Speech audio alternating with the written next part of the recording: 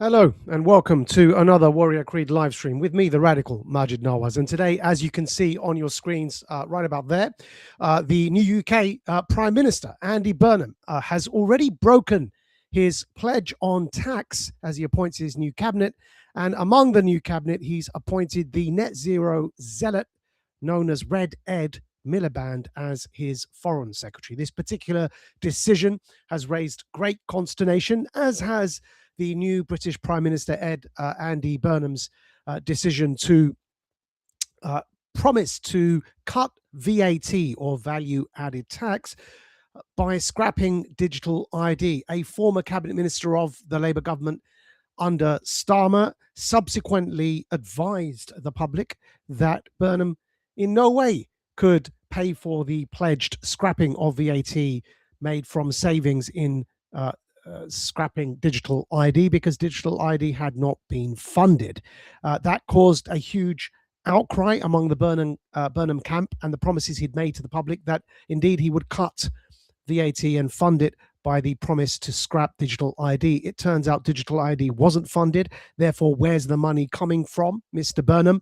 In addition, we, over the course of this live stream, raised multiple questions around what exactly that pledge to scrap digital ID means by demonstrating that there are already some contracts that have been signed, sealed, and delivered by the advocates for digital ID, the technocrats, under Starmer with Her Majesty's government.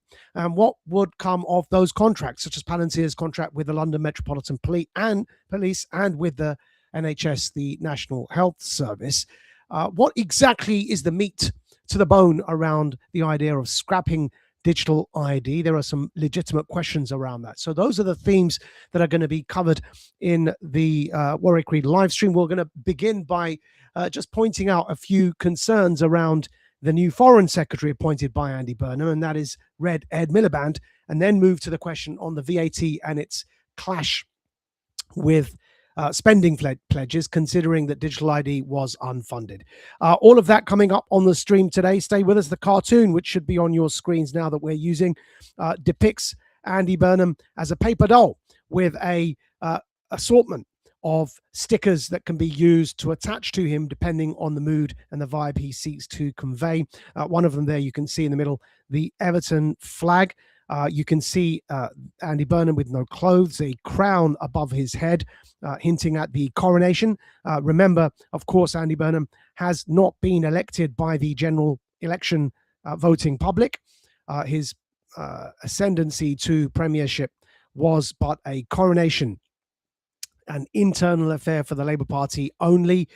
His election in Makerfield, his by-election, was for his position as a member of Parliament, not for his position as Prime Minister of the country. So that graphic there that we just showed you for today's stream is particularly relevant there, showing a paper doll Andy Burnham, a dress me up Andy Burnham, depending on the mood, whereas the real Andy Burnham in the middle there is the Emperor with no clothes.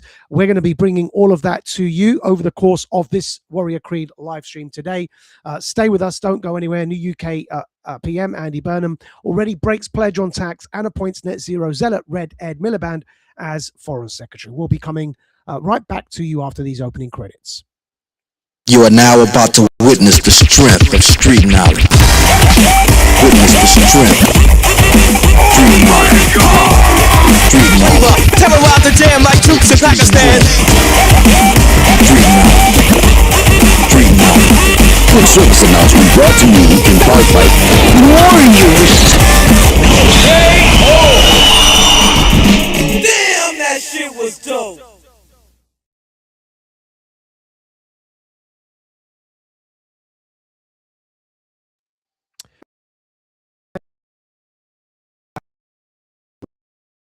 Today's topic, as you would have just heard in the introduction, new UK PM Andy Burnham already breaks pledge on tax and appoints net zero zealot Red Ed Miliband as Foreign Secretary. Let's begin by first providing for you all a basic summary on your screens by at Election Maps UK, a summary of cabinet changes that doesn't require you to read an entire article behind the paywall. We'll blow this up on your screens for a moment so you can see exactly what changes have been brought into the UK as of yesterday. There is a change of government, a change of Prime Minister, but also of government in the sense that the entire cabinet has had a reshuffle. Andy Burnham has dismissed his old Starmer loyalists and instead appointed his own loyalists. Hence this graphic on your screens now. This is a before and after for cabinet positions. So you can see, by way of an example, the top entry there is cabinet position Prime Minister. It says in pink before Keir Starmer, and after it says in light green Andy Burnham. And under the final column there that's headed key, it gives you a detail on the change where needed. In this instance, it says promoted to cabinet. So the entire graphics there for you. We will provide that in tomorrow's Radical Dispatch for your closer inspection. Suffice to say, for the purposes of this particular stream, what we're going to focus on is Andy Burnham, of course, as Prime Minister, and the pledges he's already broken, which involve John Healey, his newly appointed Chancellor of the Exchequer, who is entry number 2 there in the after column. Before column states Rachel Reeves. She was the former Chancellor under Keir Starmer. So Andy Burnham has brought in John Healey as the Chancellor of the Exchequer. He's going to be relevant to our stream today because of the broken pledge on VAT and the particular detail that's been provided by a former minister under Starmer that it cannot be funded by scrapping digital ID, as Andy Burnham has pledged, because digital ID was in origin unfunded anyway, as of yet. So that's where John Healey will come in. The other focus we will bring to you over this stream is the third position there. You can see the before column states Yvette Cooper as Foreign Secretary, and under the after column it states Ed Miliband in a very light pink, color-coded there. And the detail provided says moved within the cabinet. So Ed Miliband is the new Foreign Secretary. That's the other particular focus of our stream today, because both the broken pledge on VAT and the appointment of Ed Miliband as Foreign Secretary, we here believe at Radical Media, are disasters in the make for Andy Burnham's premiership. So have already broken a pledge on funding and to have appointed a complete and utter net zero zealot as the Foreign Secretary of this country are two decisions that are disastrous. The Americans have already complained to us about the appointment of Ed Miliband as Foreign Secretary. So that's all the detail with the focus that we'll be providing over the course of this stream. Let's begin by focusing on that last point there, Ed Miliband as Foreign Secretary. You can see the photo on your screens. That photo, by the way, I'll blow it up for you, is genuine. We can assure those non-British followers of Radical Media and the Warrior Creed live stream in particular, but also our premium subscribers and regular subscribers to the Radical Dispatch. We can assure you we would not be publishing this photo of Ed Miliband attempting to eat a sandwich if it were not genuine. Everyone in the United Kingdom knows that that is indeed a real photo. And the point here is that man, as you can see, appointed by the Guido Fawkes political blog, as the news broke, that man pictured on your screens now is our new Foreign Secretary. Why the photo in particular is relevant is because of the, there's another one for you. It's because of the implication, as Lee Anderson MP states, which you can see now in the middle of your screens. Ed Miliband is now in charge of our secret intelligence service, colloquially known as MI6. Let that sink in. This man is in charge of Britain's intelligence, foreign intelligence service. And that is a problem. It is a problem because the photo itself, though of course comedic and tongue-in-cheek, what it depicts is an image of a man that lacks control of his faculties in a more nuanced sense, and that is as exemplified by the concerns that the Americans have raised, which is on your screens now. It's not just us picking on him from over a photo, all right, though the photo is relevant. It's to the actual real point where the diplomacy comes in. The Americans have made a serious point. The Times reports 21st of July 2026. We'll read it from the Times for you. Ed Miliband has been appointed Foreign Secretary. The US administration has already let it be known that it has significant reservations about Miliband. Now, what those reservations may well be probably include the fact that Ed Miliband was known as Red Ed, born to a devout Marxist father, and using the word devout there deliberately for reasons that you could probably expect. We are mocking the idea, but for a reason, because of course Marxism as a theory is largely discredited, and yet people still believe in it as if it's some form of religious belief. That's his father. And Ed Miliband is similarly of that view. He was known as Red Ed when in government. The Americans are probably concerned that we've just appointed Red Ed as the head of our Foreign Intelligence Service. It is a concern to raise.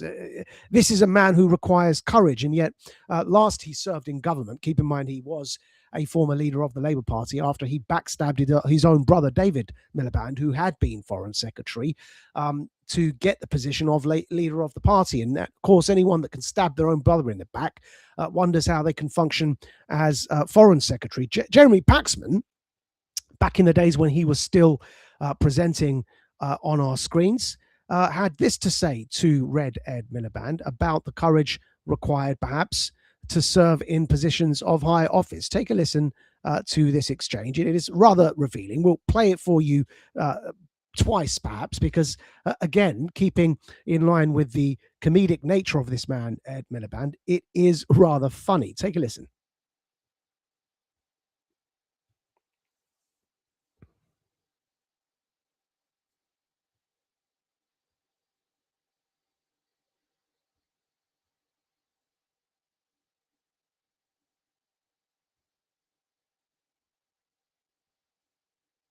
Well, as we try and get that to work, clearly the video is causing us a bit of difficulty in playing. But the point here, which we will include in the Radical Dispatch, is that Ed Miliband has been grilled even the last time he was in government over questions around his physical fortitude and emotional fortitude, his ability to withstand pressure, whether or not he's too soft. It's a shame that didn't play for you, because it was Paxman on top form and Miliband on what can only be described as form that describes him better than we could possibly for you.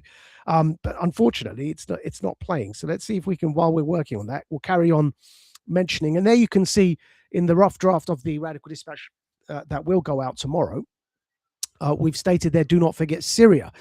Keep in mind, it was this same Ed Miliband who, as leader of the Labour Party, voted alongside the Tories and others to delay our action against Assad in Syria, which delayed the resolution of that conflict for roughly 5 years, with multiple thousands of deaths in the meanwhile.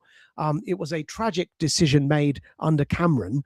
Parliament, if you recall, rejected the attempted action in Syria, and it led to horrific consequences. Of course, eventually it required Trump's first term to come along to resolve the situation in Syria. We did eventually join the American coalition and managed to push back against Assad. The eventual result was Assad was overthrown by the Syrian people. Ed Miliband, as was confirmed even by former Prime Minister Boris Johnson, who has many of his own faults, but on this point of Syria, he posted out an article that was in the Telegraph reminding people of this, that Ed Miliband was among the faction that voted down our attempted joining of that coalition early to defend the Syrian people against the tyrant Assad. Now that Assad has been overthrown and the new government of Syria, led by Prime Minister Ahmed al-Shara, is making progress in stabilizing that country, but as well in its own recognition, diplomatic recognition around the world, that criticism, the particular criticism of Ed Miliband being on the wrong side of the Syria debate, resonates now a lot more.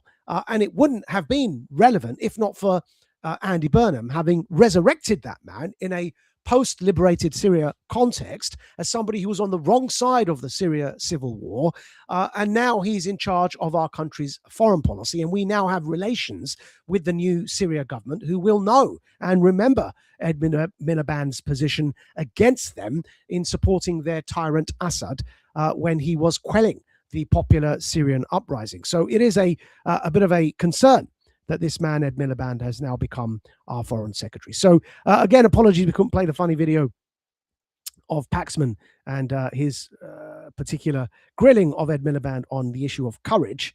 In fact, let's see if we can, while we're on it, it is worth playing. So let's see if we can try a different little trick here to pull it up for you, as we've got you on this topic anyway. And while we do that, the idea is that this will be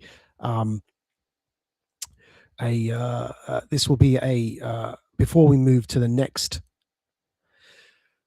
topic that we said today would be about, which was Andy Burnham's broken pledge on VAT promises by promising to fund the cut on VAT through savings made by scrapping digital ID. The point being that digital ID was never scrapped, never funded, and so Burnham's pledge has been broken in that regard as well. So that is the next topic. Stay with us as we come to that. But in the meanwhile, we'll just see if we can get a workaround on playing you this video while we're on the topic of Andy Burnham. No, it doesn't seem like that's going to be too successful for us.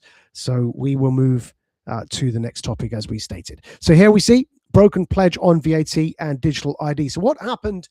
In addition to appointing Ed Miliband as Foreign Secretary, Burnham had promised to cut the tax, the VAT, value-added tax. It's a sales tax here in the UK. He promised to cut it. As you can see, they're reported by the Times today on your screens in an article headlined, "Burnham, we must show how we pay for policies." And that is because he'd been very proud of the fact that he was declaring how he was paying for everything.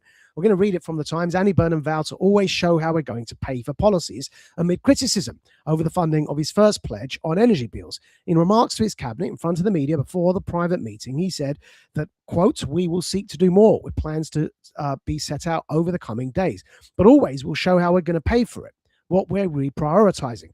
That will be a theme that we will come back to," he said. So that was in the Times. Burnham had promised to show how he's going to pay for pledges, and then he offered to pay for cutting the VAT with savings made from the scrapping of digital ID. And again, you can see from the Times on your screens now what it says from today's Times. "VAT cut is offering hope," says Healey. That's the new Chancellor of the Exchequer for Andy Burnham, running our economy. To read from the Times, it says the cuts to VAT on electricity bills showed the public Labour was offering a bit of hope.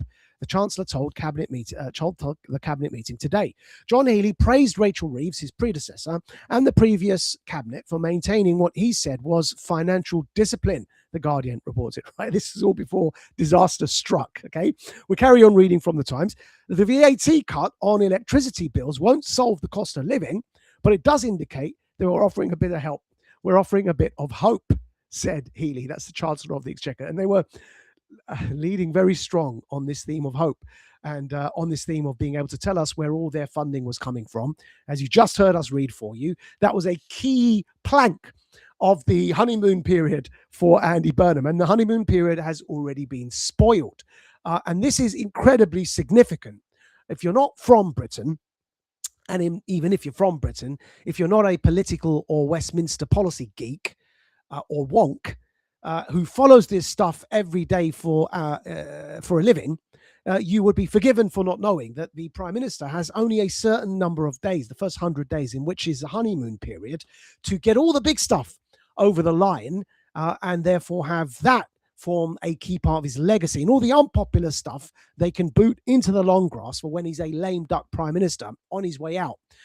As Keir Starmer clearly just was, and Andy Burnham was the replacement. So all the lame duck stuff you make your puppet PM do at the end, so that once the new puppet comes in to replace them, your own reputation has been tarnished by the lame duck stuff, but the new PM has come in and can successfully build anew again. That was the plan. Burnham was in the honeymoon period, and one of the key planks of his honeymoon period pledge was this VAT or value-added tax which is a national sales tax on the transactions on any goods and services. He promised to cut that tax, and he said he would fund it by the savings made on cutting digital ID, and was announcing all of this amidst fanfare and hoo-ha, that they would be very proud to announce how they would fund all of their key pledges. And of course, Healy, the new Chancellor of the Exchequer, saying that all of this offered new hope. And and then very quickly, Humpty Dumpty came falling down, right? Tumbling down the hill.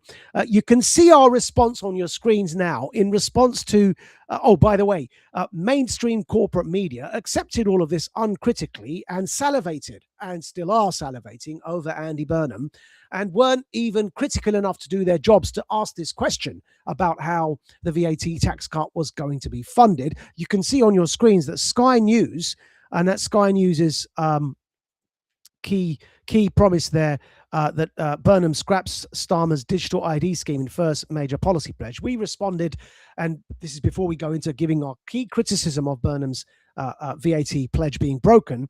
We responded immediately by the following lines. It is obvious that the establishment and the UK Labour Party under Andy Burnham are running scared. They all know that Starmer's trajectory was destroying them.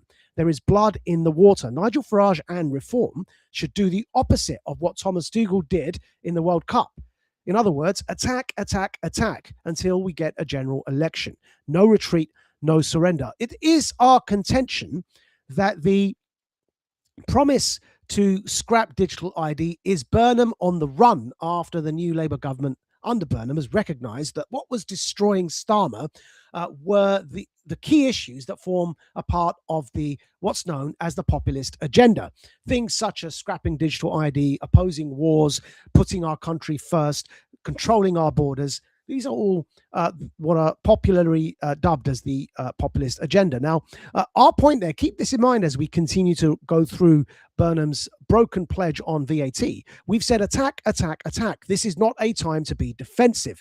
So when the Sky News reporter Sophie Ridge posted out uncritically the following, which is on your screens now, Andy Burnham, Sophie Ridge said, is removing VAT from electricity bills from October the 1st, funded by cancelling the digital ID program worth 1.8 billion. It is expected to take around £45 off the average bill. We had to remind Sky News' Sophie Ridge of the following line above her post. The digital ID scheme was unfunded. That, of course, formed eventually once people caught up with that news, because it was announced already by a former Labour minister under Starmer. It then formed the headline, the main story on London's Times. As you can see on your screens now, it completely blew out of the water Burnham's desired, in the honeymoon period, his desired key pledge there to not only make tax cuts, but promised to tell us how those tax cuts were funded. The Times then ran with the headline we're going to read for you. This is today's Times. Burnham's VAT cut on energy bills is unfunded, the Times says. Subheading, Prime Minister axes digital ID scheme to pay for move, but former minister points out money was still to be identified. That, of course, created fury in Burnham's new government. We're now going to read of that fury from today's Times. You can see how recent this news is. It says 29 minutes ago. This is all from today's news, by the way, folks. It says, fury at Darren Jones's public criticism. I'd be incandescent, presumably with rage, right? I'd be incandescent, a former Downing Street communications chief has said in reaction to Darren Jones's social media post this morning about Andy Burnham's VAT cut being unfunded. James Lyons, director of strategic communications under Keir Starmer, told Times Radio, I think incandescent would be the word. They'd be peeling me off the ceiling. Jones, the former chief secretary to the Prime Minister, okay, not just some nobody, all right, was among those who pointed out that the government's digital ID scheme had not been allocated funding. The government had said scrapping the 1.8 billion program would fund its cut to VAT on electricity bills. Labour sources have described Jones's intervention as mad and just weird, Times Radio reported. So, in other words, a member of Burnham's own Labour Party and Labour government, under his former Prime Minister Keir Starmer, has made it very clear that the first key priority tax cut savings and cost of living saving made by the new Prime Minister, Andy Burnham, cannot be funded. It is a disaster that Andy Burnham's first key policy pledge has been broken in this way. He has promised it will be funded by scrapping a plan for which there was no funding anyway, and therefore there's no money for Andy Burnham to fund his VAT cut. What's he going to do? It is a disaster. And this cartoon summarizes it nicely for everybody. You can see that on your screens now. It is Andy Burnham clearly out of his depth. This cartoon depicts a young boy as the Prime Minister, Andy Burnham. This is a cartoon by Ben Jennings. And a newsreader at the top there says, now we turn to someone who has been around long enough to have witnessed 7 different leaders. And that's BBC newsreader. Underneath with the heading, you can see it there, says Andy Burnham becomes Prime Minister. That is a child, because that's how quickly, of course, quickly all those 7 prime ministers rotated, that Andy Burnham has grown up with 7 different prime ministers, out of his depth, not sure what to do. That is an accurate summary of this debacle of Andy Burnham's already having broken his pledge to fund VAT by savings made in scrapping digital ID, because there are no savings to be made in scrapping digital ID. Scrapping digital ID makes no savings because digital ID was unfunded. This question of paying for it was quickly jumped upon by Reform UK, and rightly so.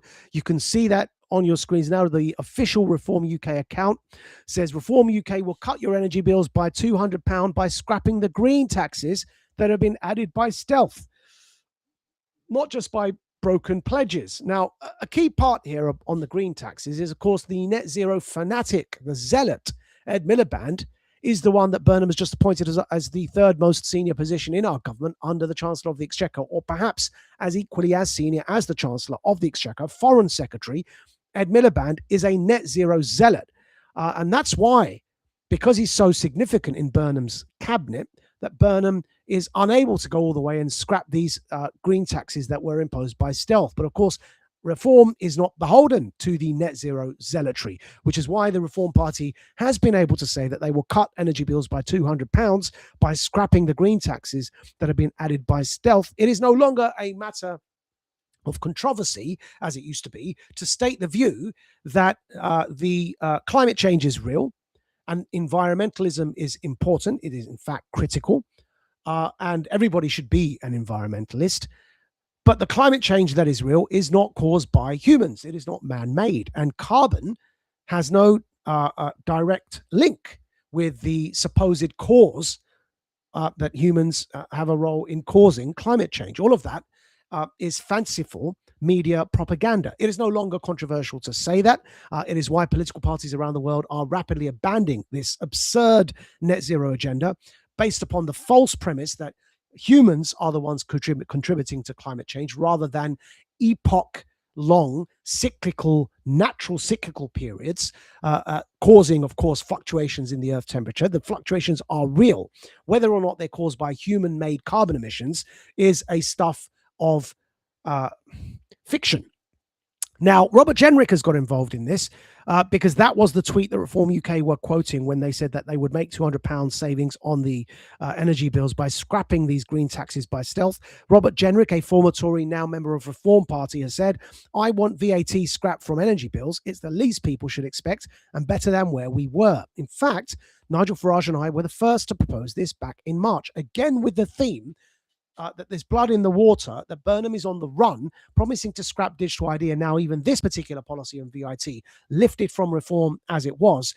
They have seen that they are about to be utterly devastated if there's a general election, and that's why they refuse to call one, and instead are busy appropriating all the policies that they know were going to destroy them in that general election, in the hope that the public don't notice. Of course, the public is going to notice. To continue reading from Robert Jenrick, in fact, Nigel Farage and I were the first to propose this back in March, but it saves just £45. This isn't enough.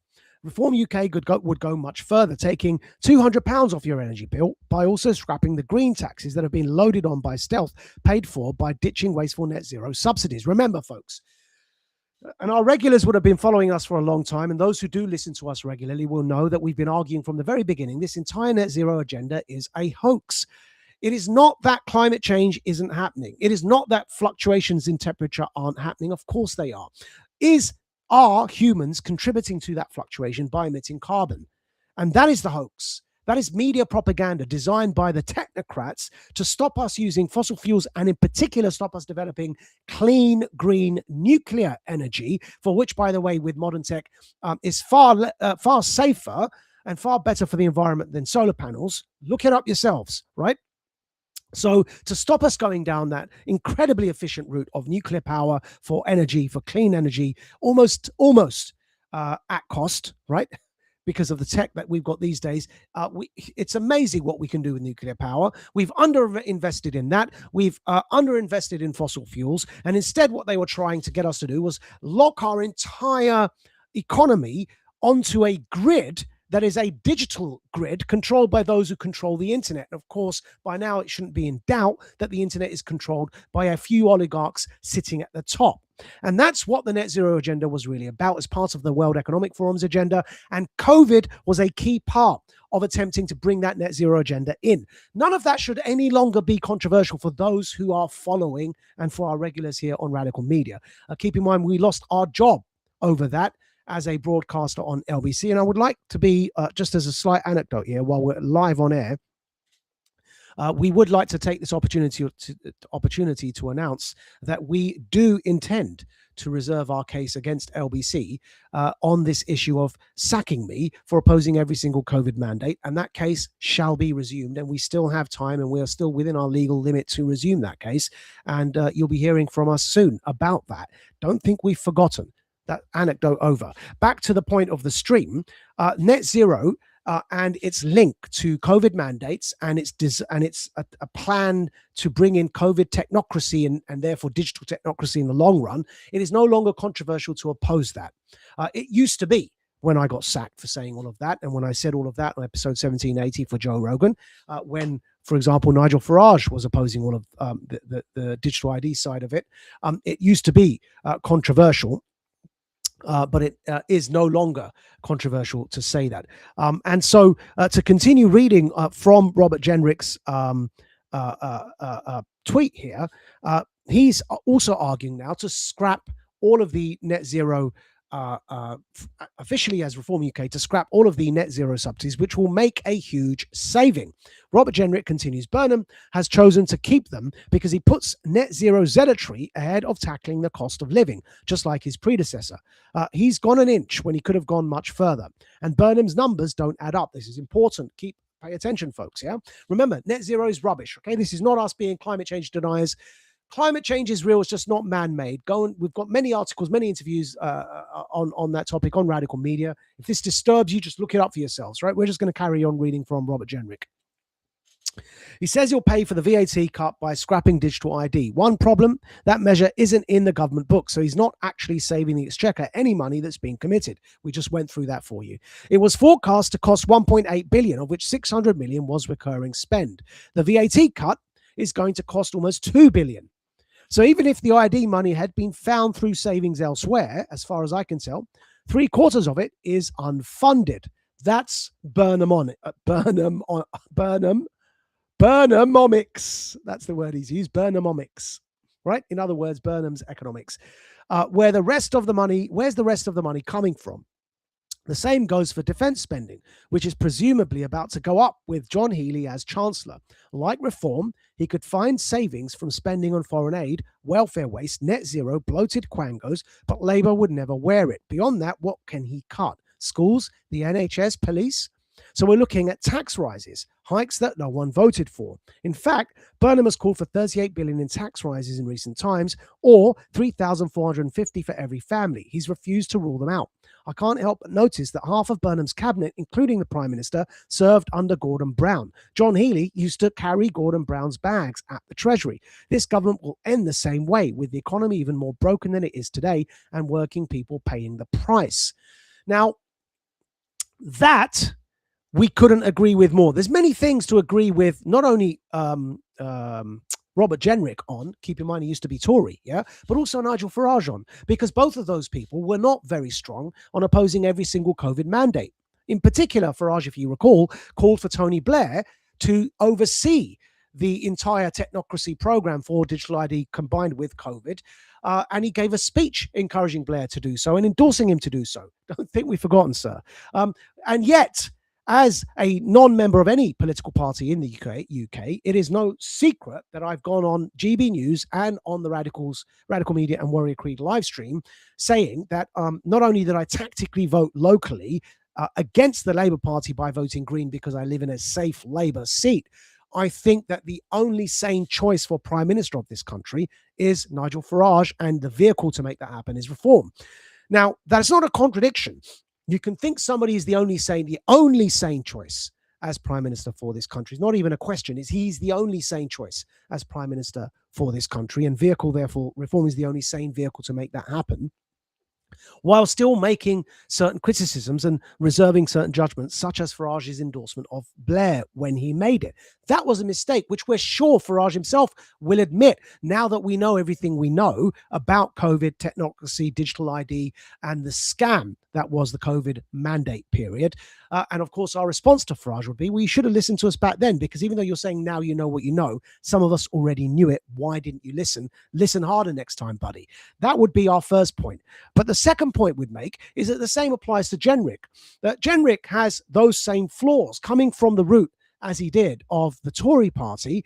Under Boris Johnson, they were the architects of the COVID mandates. And by the way, still not necessarily Jenrick here, but their government, the Tory government, and in particular Matt Hancock, the health secretary, still have many, many questions to answer about what really caused all of those deaths during the so-called lockdowns that were described as so-called COVID deaths, when actually, as recent media attention, in particular in the Daily Sceptic, that's Lord Young's Daily Sceptic, has also accepted that there were very, very suspicious deaths related to the administration of the drug midazolam that were labeled instead as COVID deaths.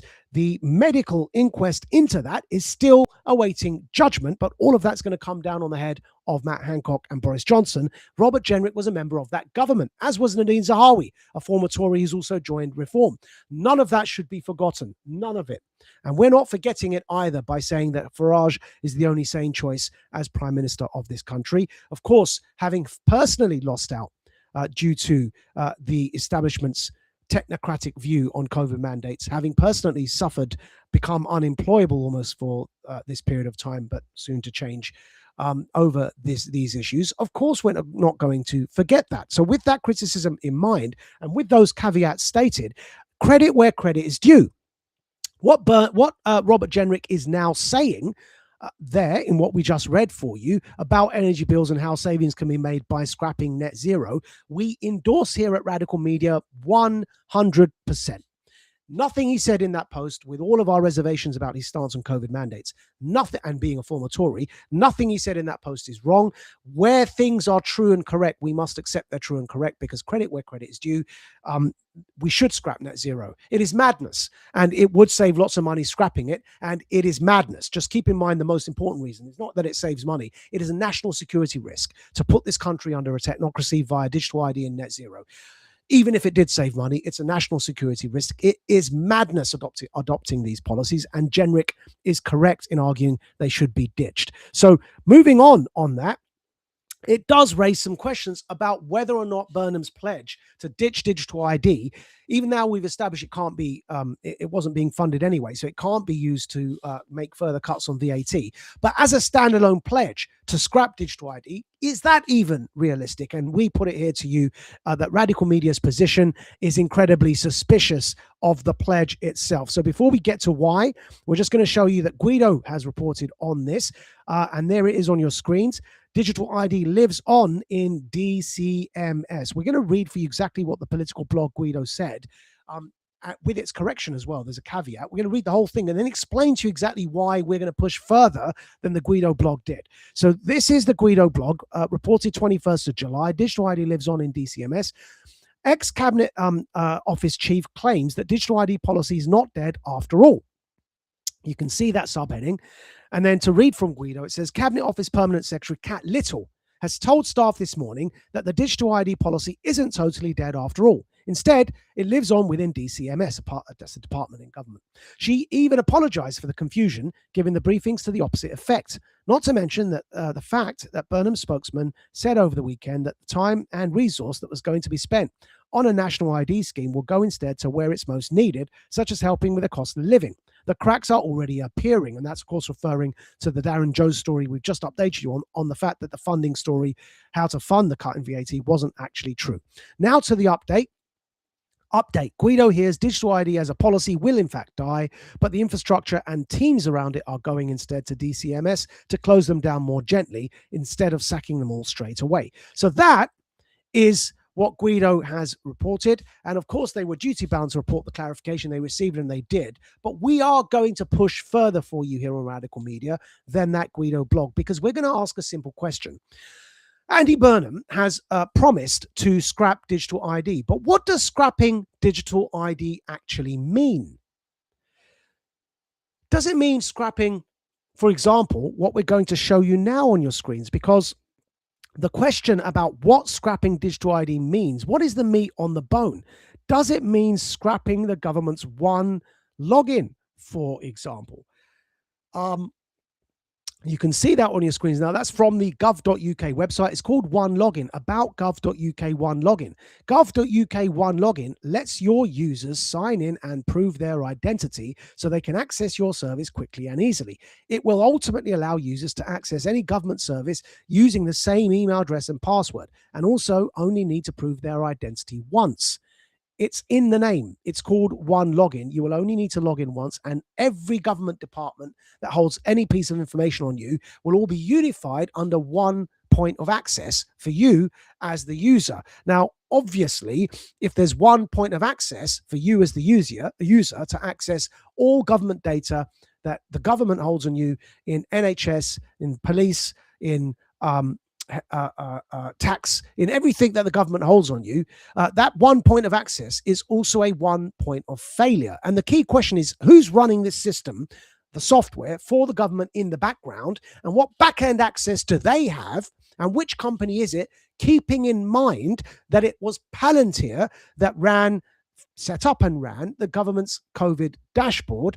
If you remember, the ticker that was ran on COVID deaths, that was a daily update under the newsreaders, designed to panic us, in other words, nudge us into accepting lockdowns and other COVID mandates. That COVID dashboard with all the scaremongering facts and stats as to how many COVID deaths there were each day, turns out the deaths did not correlate with COVID, but they did correlate with the use of midazolam injections and the instigation of end-of-life pathways without consent of the next of kin nor the patient. That is subject to a formal medical inquest awaiting verdict. That is known as the Dimmock family case on midazolam, right? So Palantir ran that COVID dashboard that was designed to bump us into lockdowns when actually they weren't really even COVID deaths. Is it Palantir running any other service in government, such as the One Login? Which company runs the One Login and therefore has back-end access to our unified government data? That's what it really means to scrap digital ID. It means to scrap the technocracy. There is, of course, use for One Login. Of course, there are efficiencies to be made. But there needs to be, we're not Luddites. And of course, we use these services ourselves, being taxpayers and otherwise citizens in the UK. We're forced to use them. But there needs to be transparency on which software companies are providing these databases and therefore running them and hosting them, and therefore have back-end access to all that unified data, because we already know Palantir has access to some of them. And on the note of Palantir, we're going to demonstrate that now. If you remember the Radical Media dispatch from the 26th of May 2026 called AI Must Be Disarmed, when the Pope made an intervention on this subject, and we were in Florence at the time in Italy when the Pope made that intervention and reported that dispatch from Italy live.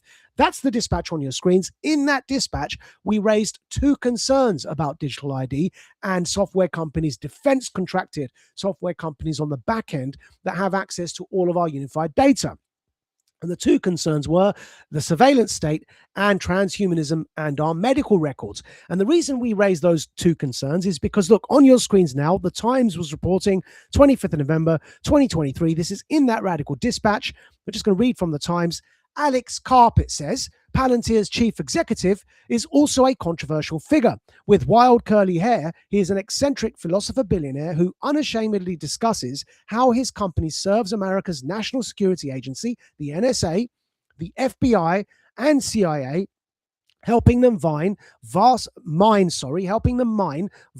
troves of data for clues to help them track down terrorists and human traffickers, as well as coordinate disaster response efforts. So that's all the access that Palantir has in terms of US government services. The Times continues, reporting on the 30th of March 2026.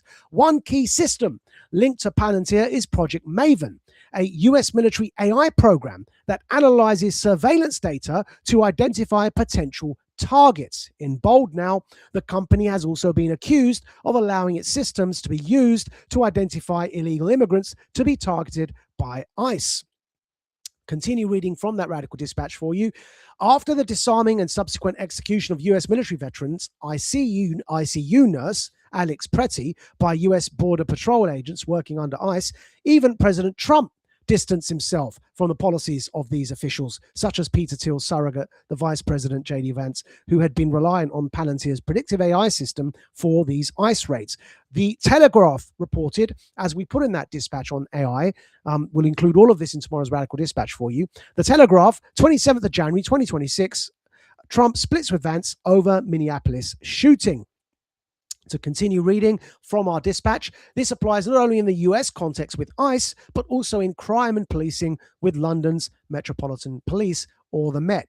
Then we cited a headline from the Times dated the 22nd of May 2026, Sadiq Khan blocking a £50 million deal with Palantir puts politics over safety. The London mayor says the Met Police did not follow procurement rules. The UK boss of the tech firm says it will give hostile states and criminals an advantage. The Times reports Palantir, the data and artificial intelligence firm founded by Peter Thiel, the billionaire investor, had signed a deal with Scotland Yard to automate intelligence gathering for criminal investigations. Did you hear that? Palantir signed a deal with Scotland Yard to automate intelligence gathering for criminal investigations. However, according to the Times, the Mayor of London, who has to approve Met contracts worth more than $500,000, has blocked it on the grounds that the force did not follow procurement rules. Now, what does scrapping digital ID mean is our question to Andy Burnham. Does it include scrapping not only the back-end access by suspicious firms such as Palantir to all of our unified government data, back-end access to that one login? Does it also include scrapping digital ID, that is? Does it include scrapping the idea that that Scotland Yard will automate its intelligence gathering for criminal investigations using Palantir? Is that also what scrapping digital ID means? Move to the medical case and transhumanism. On your screens now, again, we're reading from that Radical Dispatch for you about the Pope and AI that we just cited. It was Palantir, we said, that ran the UK's infamous COVID dashboard, which was used by Boris Johnson's government as demanded by his then Chief of Staff, Dominic Cummings. Do not forget the role of Dominic Cummings in his current modern-day repentant incarnation as a Farage supporter. Cummings was the Chief of Staff under Boris Johnson, who was in fact pushing for lock me down harder, daddy policies, and was an avowed fan of Bill Gates, the technocrats, and Curtis Yarvin, the founding philosopher of the Dark Enlightenment that Peter Thiel also follows. That Dominic Cummings is now pretending that he's on Nigel Farage's side. We'll take help where we take it, but never forget what they did when dealing with them. You can forgive, but just don't forget. That is the approach that you should be taking. So we've said here it was Palantir that ran the UK's infamous COVID dashboard, which was used by Boris Johnson government as demanded by his then Chief of Staff, Dominic Cummings, to scare the country into accepting a series of unhelpful and inhumane long-term COVID mandates. Again, the Times reports, 30th of March 2026, reading directly from the Times for you, Palantir won the contract to join up NHS data systems in 2023 and began introducing it to trusts the following year. In bold now, it was also involved in the successful vaccine rollout program. Oh dear. Palantir also built the COVID-19 dashboard in the UK, which provided rolling daily updates on deaths, hospital admissions, and vaccines, and was essential to the pandemic response. End of quote from the Times. We continue in the Radical Dispatch editorializing that by saying, Considering how the COVID mandate period was abused as an opportunity to engage in a blatant power grab, it is no surprise that even the British Medical Association, so crucial in cheering for COVID mandates at the time, is now warning of the grave danger posed by Palantir.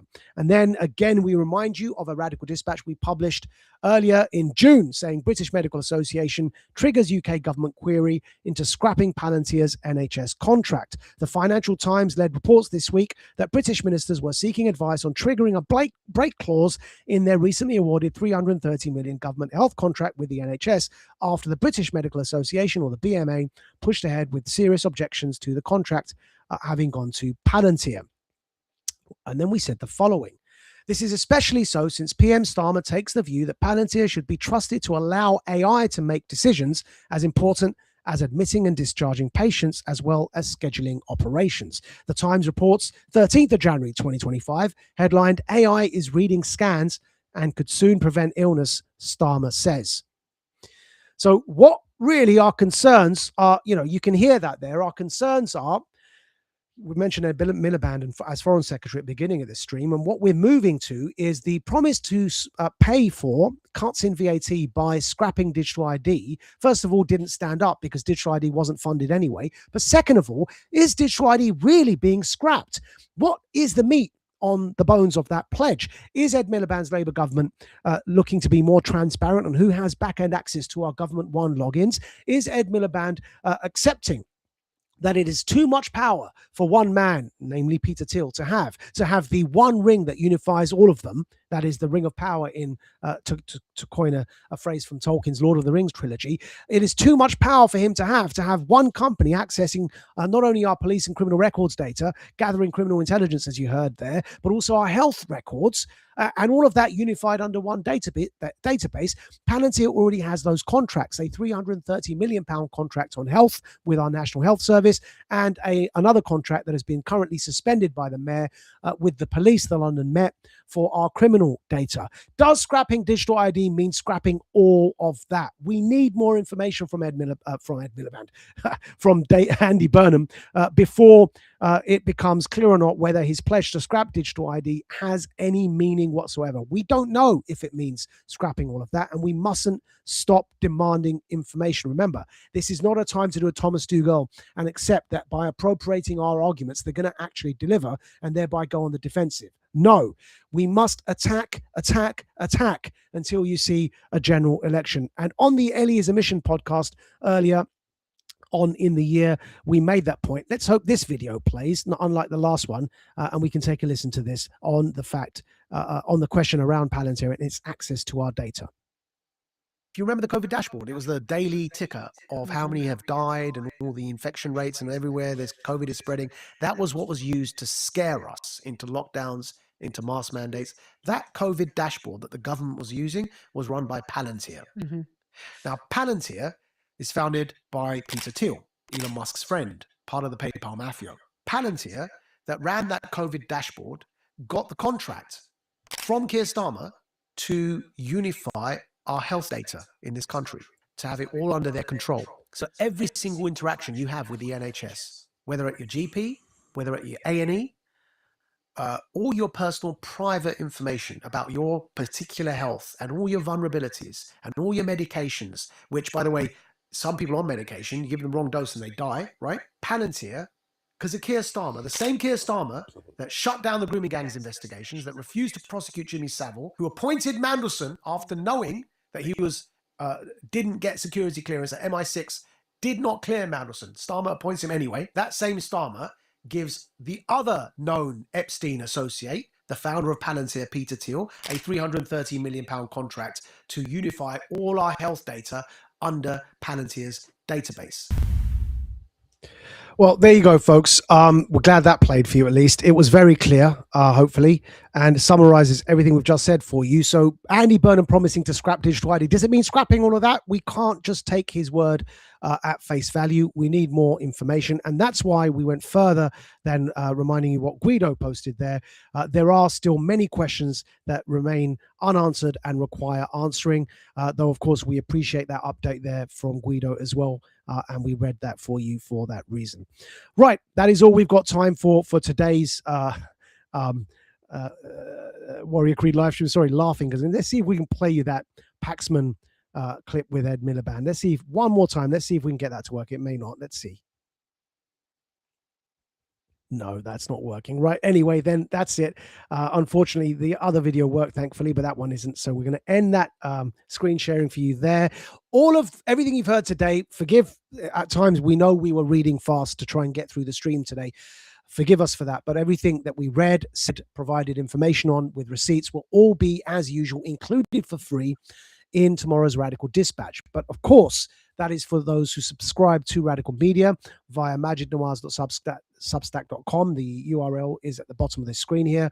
Go there, subscribe to Radical Media, and you can get access to the videos, the articles, the links to the articles, everything, the quotes, all of that will be provided for our subscribers. The premium subscribers to Radical Media gain access to the podcast version of this Warrior Creed live stream, as well as paywalled content, behind the wall content, which is the full Radical Dispatch with extra details included in it for premium subscribers. There's always a bit more extra underneath, right at the bottom after the main argument is made for our premium subscribers. And also premium subscribers get free early access event tickets and sometimes free event tickets, but mainly early access discounted event tickets. And our founding members get free event access where possible. So we very much encourage all of you to join a paying tiered membership, whether premium or founding, monthly or yearly. Without your support, we cannot do this work. We thank all of our existing premium and ordinary subscribers. Again, majidnawaz.substack.com is where to find Radical Media. We will see you next week for the Warrior Creed live stream. That's all we've got time for today. You've been listening to the Radical Majid Nawaz. You are now about to witness the strength of street knowledge. Witness the strength of street knowledge. Street knowledge. Terrorize the jam like troops in Pakistan.